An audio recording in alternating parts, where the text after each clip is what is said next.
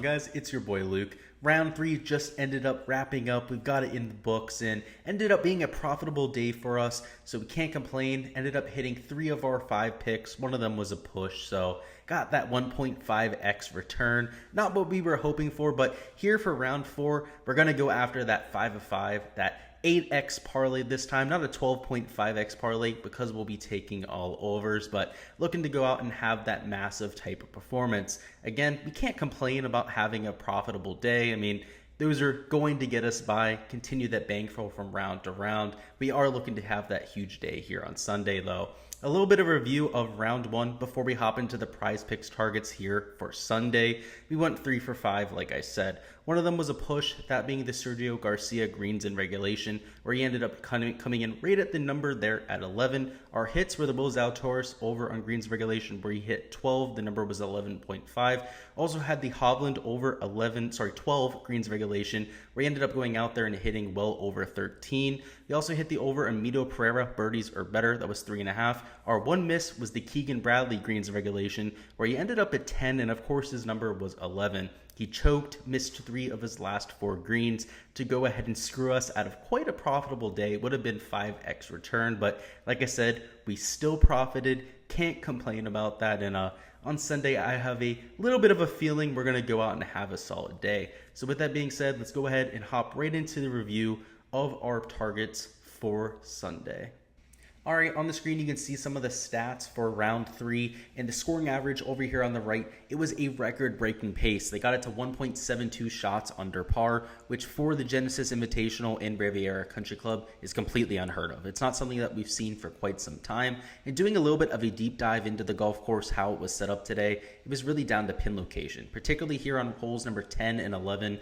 Number 10, they had the front left pin location on that drivable par 4, which is a whole half shot easier than the back right. Lou Stagner, if you've seen him on Twitter, does a lot of shots gained analysis, and over the years we've seen that front left location play a lot easier. Typically that's where we have it on Monday or Tuesday, and that wasn't the case. So on Sunday that will be in the back right. That's always where they put it for this event. So even though it played significantly under par 4 today, I don't expect that to be the case for Sunday. Number 11 also played easy due to pin location. That was in the back left, which favored a lot of draws.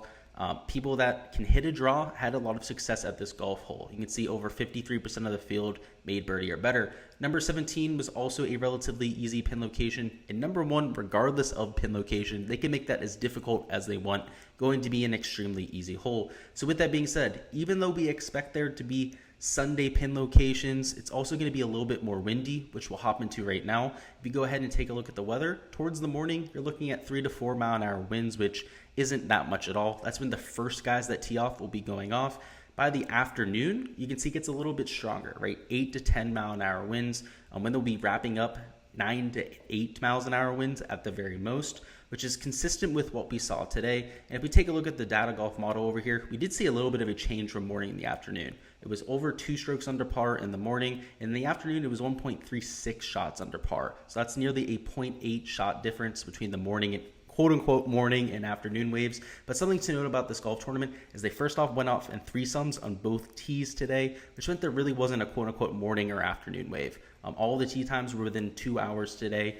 So this really was just the front 9 versus the back 9 for most of these players. And of course, the guys that started on the back 9, their front 9. Because the wind really kicked up towards the afternoon, the guys that finished up a little bit later on did see at least a little bit of an effect. And you would always expect that with windy conditions. And that is what we're going to expect tomorrow. But like I said, they are going off on threesomes once again for Sunday off of both tees.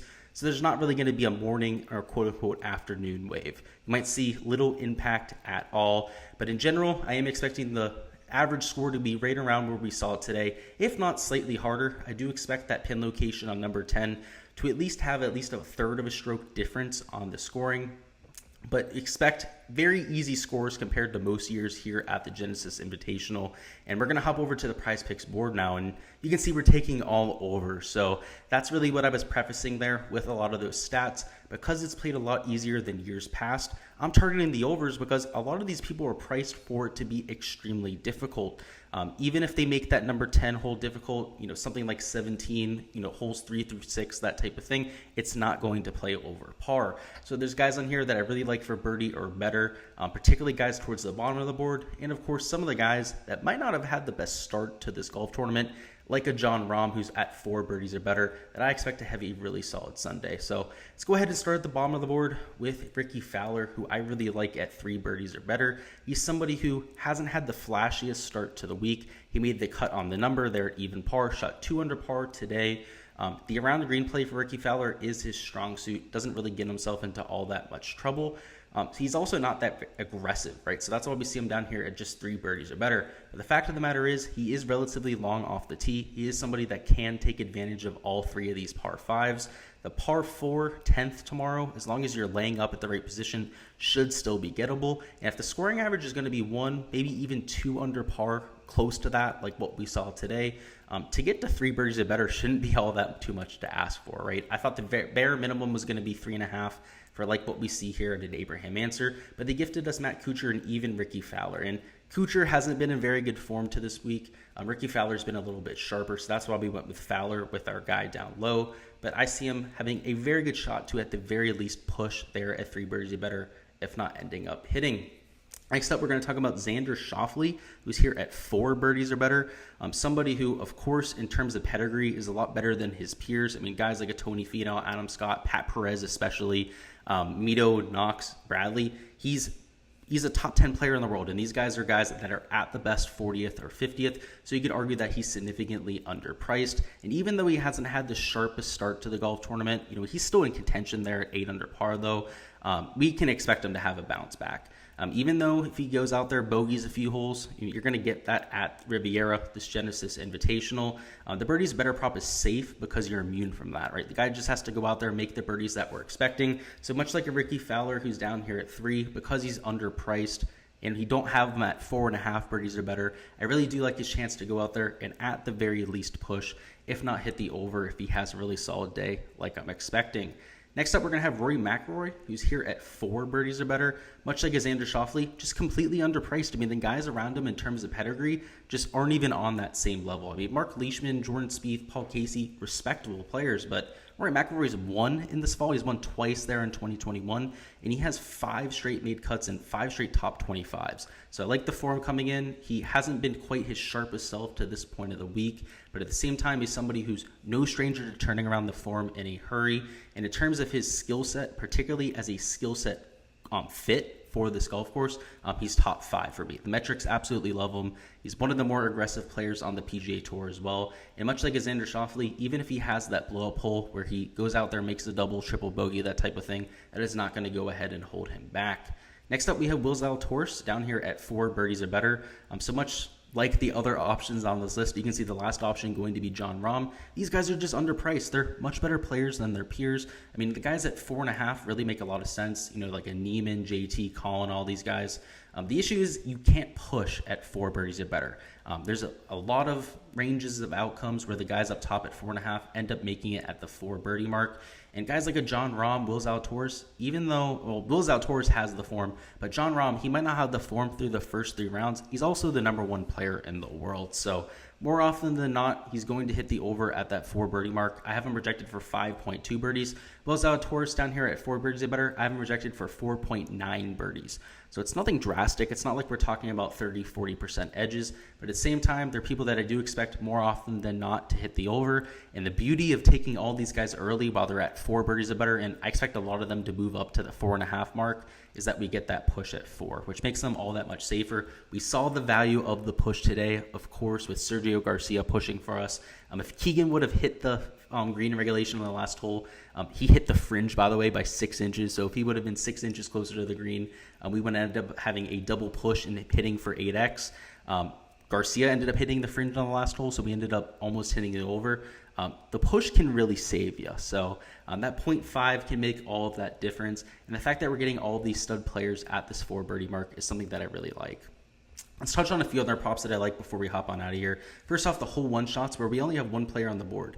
that being Matt Kuchar. And it's not like he's one of the better players in the world, but 82% of the field today made birdies or better. And it's Matt Kuchar, sure, a below average player, but it's hole number 1. It's only 495 yards, and we don't know where the pin location is to this point. It might come out as this video is actually being uploaded.